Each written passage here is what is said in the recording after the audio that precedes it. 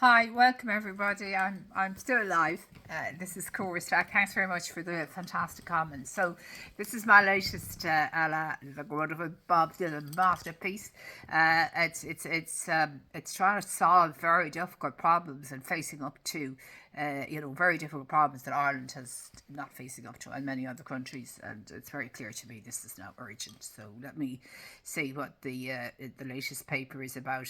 It's about beyond the adversarial model, judicial training, lay litigants, and the future of dispute resolution. So I've adapted it for the YouTube. So it's up on academia.edu. We have a lot of talk about conflict resolution and all that, but I think that's missing it. What we need is a new justice, new element, or a huge new change in our justice system in order to get fairness for all and a proper, a proper type of dispute resolution or negotiation element, win-win into the system. It's a much better. Is a much better prospect for peace, long term, if this is a huge part of our justice system. So it's much wider. There's a wider thing going on here. It's real justice. Real justice is about fairness and balance and all of that, and this is the only way I can see it happening in our current system with the limitations of the adversarial system. It's just completely unworkable. So there's no point in even, my advice to all lady litigants is to go into the judge and say, I do not have equality of arms. Therefore, this is unfair to me, profoundly unfair to me, and I'm not coming into this case until I have equality of arms. What happens if we all do that? Say, no, I'm not coming in anymore to these cases unless I have equality of arms. The case can't go ahead because there's no equality of arms. I'm entitled to it under, the rights, the human rights, European human rights. I mean, what would the judges say if everyone did that? I tell you, we'd have a change fairly quickly, and it would be a welcome change, a needed change. Welcome. In this video, we explore how modern justice systems are struggling under growing caseloads, rising number of self-represented litigants, and the emotional complexity of today's disputes. This analysis comes not only from academic research, but from lived experience, lived experience also. Across generations, we have witnessed how both lay litigants and judges face pressures that the traditional adversarial system was never designed to manage. Today, we'll look at why the adversarial system is breaking down. I mean, there's no point in saying it's breaking down. It has collapsed. And this case, actually, that I've just been involved in is an absolutely brilliant case at proof of that. How judicial stress and cognitive overload affect decisions and indeed personalities of judges, they change their personalities. And indeed, why lay litigants actually what lay litigants actually need in more accessible systems such as arbitration, and how trauma-informed non-adversarial systems processes can support fairer outcomes for everybody. And that sounds like better harmony and peace, and healing. Very important part of this is healing rather than division. It heals. It's a process which heals disputes, tries to heal the dispute because it brings the humanity and the emotional side into it as much as the issue itself. And often, there can be both elements have to be really resolved before the issue is resolved, in my opinion. I mean, that's high level dispute resolution. So the rise of lay litigants and system overload. Across many countries, large numbers of people now come to court without legal representation simply because they can't afford lawyers. In some civil and family courts, imagine over 70% of cases involve at least one self-represented person. From the perspective of practicing lawyers, this has fundamentally changed court dynamics. Self-represented litigants often arrive under immense stress, do not understand procedural rules when they have no training, struggle to present evidence properly, misjudge what is legally relevant, and they fear the courtroom environment. It's very intimidating for litigants who are not used to that kind of adversarial culture and environment. Meanwhile, on the other side of the bench, the judges face longer hearings, increased emotional management, procedural complications, and the challenge of ensuring fairness when only one party understands the system. I mean, the likelihood of variance is probably is extremely small. So this isn't about blame, it's a structural mismatch. Courts built for trained advocates are now asked to serve people who are never meant to navigate adversarial litigation alone. I mean, this is the reality, and why isn't anybody talking about it? I mean, why does it take somebody like me to talk about it? All the costs I've been handed down with. Massive costs, and I'm coming up with the solution. Surely I should be the one who should be paid. For all these consultants and lawyers, and there's one of them that have come up with the solution. And how much have they been paid over the years? Millions and millions and millions. They don't do any research. But they're well able to spend the money and drive in the big cars and live in the fabulous houses. Why the adversarial system fails without equality of arms. I mean, we had a bit of a discussion with this that said, Judge, equality of arms, and, he was trying to give the impression, no, there was no equality of arms in the sense of, the backroom team that the opposing counsel has. I mean, I didn't rate her compared to me, and I don't mean that in a pejorative, but intellectually, no, but I certainly rated her in terms of the equality of arms that she had compared to me. There's no comparison. So, no, she wouldn't be in my league intellectually, not at all. She's a very competent person, but no, she wouldn't be in the world league that I'm. No, not at all. But I mean, that shows you how bad it is that somebody of me who would be world leading now in, of course, data analytics would be gaslighted out of all proportion by a judge in favour of a competent barrister, but nothing special. Ordinary, but competent, definitely competent, but nothing more than that. But if she's using coding, a lot of coding, that undermines, the level of competence. That's manipulation, gaslighting. So I didn't use any coding. The adversarial system assumes both sides have legal knowledge, both understand evidence, both can frame arguments, and both know how to challenge inaccuracies. I mean, that because one is years of training. I was up against someone who was years and years as a senior counsel, years and years of training every day of the week inside, in the judicial review and all the other things. And then I'm going my first judicial review, and the judge considers that I have equality of arms. I mean, like, is he off his head?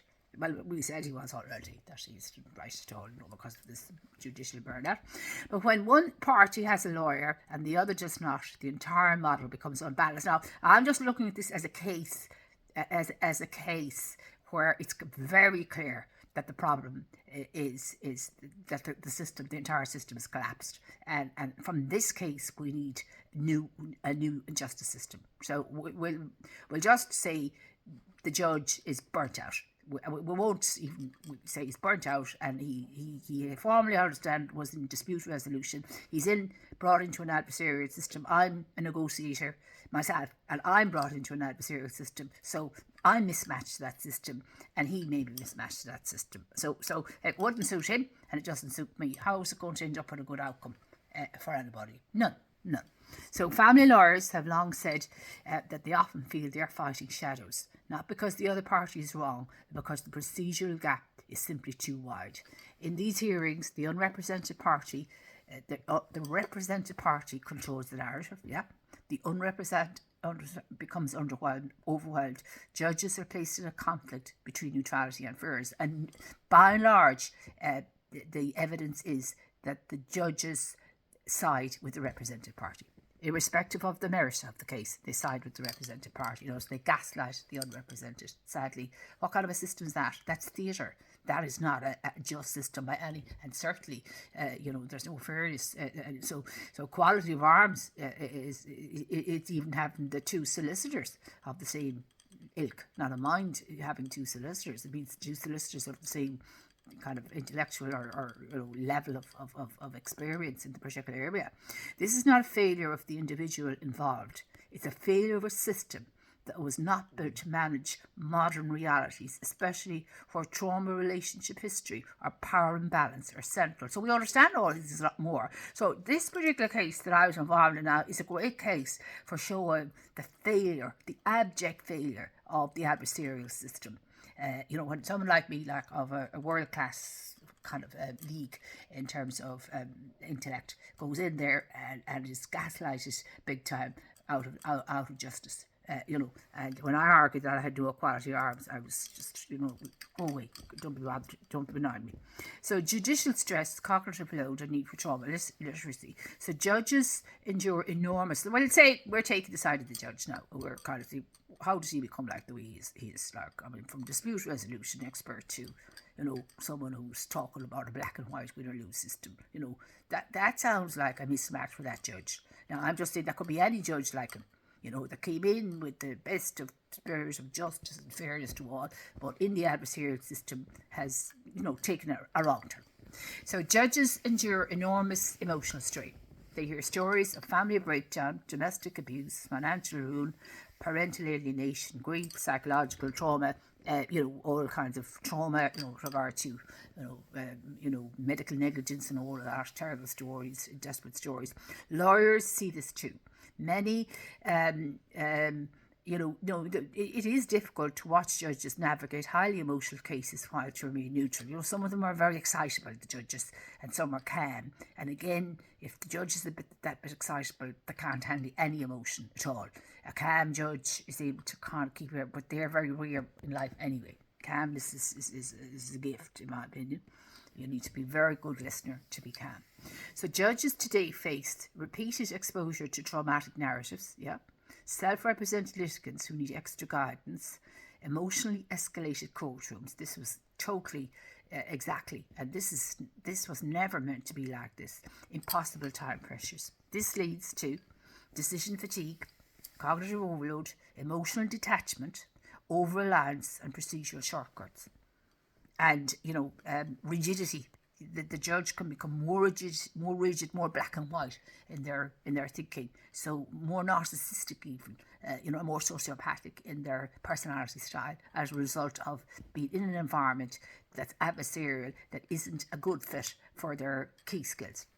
And that's, burnout as well. That's what I'm seeing is a kind of a burnout perhaps that we're not... No, we don't look at burnout in that kind of way. We look at it in terms of on the person who has the empathy and the compassion. They're perhaps better able to deal with burnout in a healthy way than the other side, if you get my understanding. So this is where I'm now looking at burnout in a more, looking at it slightly different to maybe what other people might look at it. Trauma literacy is essential because trauma changes memory, communication, emotional regulation, behaviour under stress. Exactly. So all these things are heightened, you see, when there's trauma.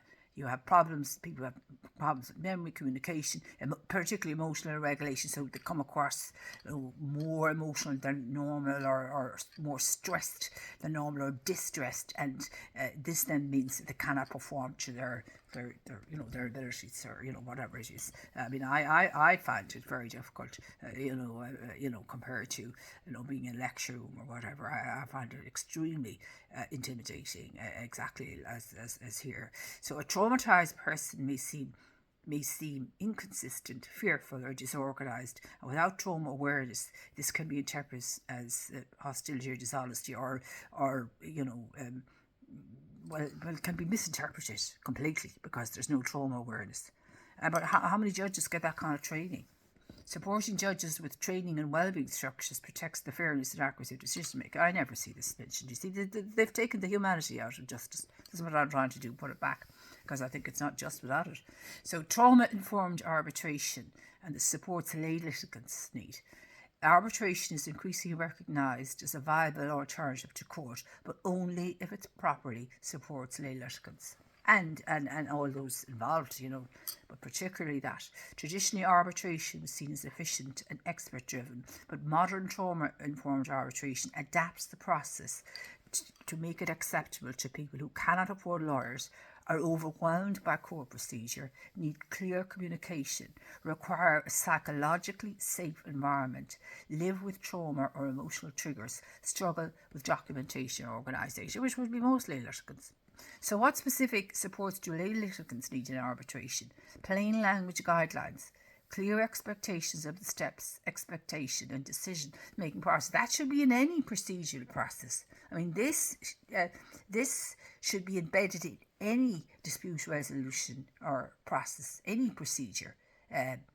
plain language guidelines, clear expectation of the steps, expectation. This should be in every dispute resolution or every kind of issue, process or procedure where this is, and it should be clear, it should be available, it should be evident and in plain language, and it should not be hidden.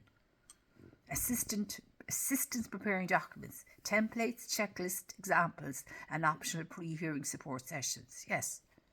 A trauma-informed environment, slower pace, less formal setting, reassurance, and ground rules designed for psychological safety. Active case management, arbitrators guiding the structure of the hearing, not leaving lay litigants to guess what matters. Clear boundaries, helping participants stay focused on issues, not emotional escalation. Transparency of process, understanding how evidence is weighed and how decisions will be communicated. Accessible accommodations for neurodivergence, disability. Now, when I look at disability, I'm looking at personality disorders, which are not understood at all in the black and white system. Indeed, Bill Eddy, one of the top people in mediation law, is always talking about this. He said the personality disorders are the type of people that end up in this high conflict litigation. One party is the high conflict person, generally in high conflict litigation, not two. And it's a simplification. Now, he is looking for mediation. I'm looking for I'm looking at it. I've read a lot of Bill Eddy's stuff because it's very good on the personality styles. I mean, he has books written on 5 personality styles that destroy your life. But what I'm trying to do is say that if we had the arbitration, the dark territory, and that's it's brought down, but it gets less value in the system. So it's not given its power is reduced in the system. So there's more of a fairness between it's a better system. You see, he's short, really. He's one of the world's leading experts on mediation, but where he should be saying is the mediation is needed before the court. That we need not instead of the court. We need before the court, and the mediation should be kind of open. It should look at all the problems, and for example, family law or any law. The idea is to solve the problems rather than say what the outcome should be at the end. One is a winner and one is a loser. So that kind of thing, as I was called, a horrible thing to say to me, wasn't it? I mean, I would say someone as intelligent as me would be in that league. Not at all. I mean, it was him that, unfortunately, it was like, he was just narcissistic projection. They say about you what they think about themselves. That's terrible. They see this is the problem. He must have had like burnout, very bad burnout, obviously. Now, I don't want to focus on this particular name of the judge. We'll say a judge like this, a judge like this. So we will leave the names out because I don't want to mention that. But certainly, I'm just looking at it as a case to see that the system has completely failed. It's a complete failure, and this is a great case where saying change is urgently needed. No point in saying this about this judge. It's absolutely clear to me that this judge is unsuitable for the type of court, and me being a negotiator is totally unsuited for this black and white. And in any case, it's unsuitable for outcomes for all, for harmony and better outcomes. So it's a failed system, and 70% of people going in, absolutely failed system. Theatre for people to be paying a fortune for theatre, as I saw it, it is reprehensible waste of money, not a mind, no access to justice, no fairness, nothing. So the whole thing is a great example of a complete failure of the system, and maybe that's what they were doing here. That'll be. Maybe that's what they were trying to do here, show how bad it is. So that the powers that be would do something about it. So maybe that's another way of looking at it. There was something else behind the scenes. They were particularly going to make this case so bad that the government would have to wake up and do something, because they knew I'd come out and I'd talk like this. You see, so perhaps this was what's going on behind the scenes. It's very possible that these judges want change, but they obviously want it from the government who are not doing it. So they're having me as the puppet, telling the way it is. It's completely and utterly a failed system, and it's a failed system globally. So is that what the judges wanted me to say? Well, maybe that's not what the game was. Who knows? Well, that's what the game was. We'd have to forgive all, wouldn't we? Provided we got our arbitration for a system. So recognition of power imbalance. Then I have to apologise to the judge, wouldn't I? No, not yet. Recognition of power imbalance, ensuring one party cannot manipulate, gaslight, overwhelm or control the process. Well, they were both at it, weren't they? But who was the real bad one? We'll see. Supporting and presenting their narrative, helping lay litigants articulate their case in a logical, coherent way. With these supports, arbitration becomes less intimidating than court, more structurally balanced, more trauma sensitive, more efficient, and more, this is more important, more likely to produce healthier, healing, long-term sustainable solutions. We all talk about sustainability, sustainability in climate. What about sustainability in human relationships? Surely we should be putting that at the same level as sustainability in climate. Humanity, sustainability and humanity, and this is offering actually a positive solution. And maybe that's why the judges were acting the way they were. They wanted me to come out and say the whole system is failed. And yeah, well, if that was the outcome, I'd have to come in and say, judges, rather than apologise, criticise them. Yeah, I'd have to commend them for brilliance. I would, yeah. I was sure they knew they'd have a top dog in me in terms of an advocate for the failed system. From a family of lawyers' perspective, this model reduces conflict, reduces cost, and prevents repeated litigation, all while giving ordinary people a fair hearing. I mean, what else would a democracy want but to give people a fair hearing? The power belongs to the people by Article 1. The sovereignty of, if you read my plain language constitution, it belongs to the people, not the government are supposed to do good by the people, and they're not doing it because they're not doing this for justice. So I'm here telling them to cop themselves on and to start their arbitration first model. Just cop themselves on and face up and just look at themselves and the appalling justice system that they have. The state of affairs going in there to court and these poor unfortunates not having a hope in hell. And when someone as good as me has no hope in hell, no one has. So judicial training and wellness as essential reform. So even as arbitration expands, courts remain essential. Obviously, we're not saying we're getting rid of the courts. No, but we're getting better justice for the majority who can't afford it. And not only better justice, but a different justice system. A different system where it's a win-win rather than a black and white win-lose. So this was made very clear to me by the judge. You're in a win-lose situation here, so perhaps he was, overemphasizing it so that I'd emphasize that this is a completely failed system here. So, maybe there's more going on here behind the scenes than we realise. But I mean, okay, fair enough. We take that slant and we push it this way now rather than the other way, and I'm happy to do it because I think this is the right way. So judges must be supported through trauma literacy, communication training, psychological support, peer consultation, supervised reflection, managed workloads. I mean, how many judges get this, except about 100 million pages of stuff to read, and they only have 10 minutes to read it. A judiciary without support becomes exhausted. Exactly, it's like anyone on the front line. Nurses, doctors, teachers, lecturers, academics, all of us. An exhausted judiciary cannot deliver consistent fairness. Absolutely.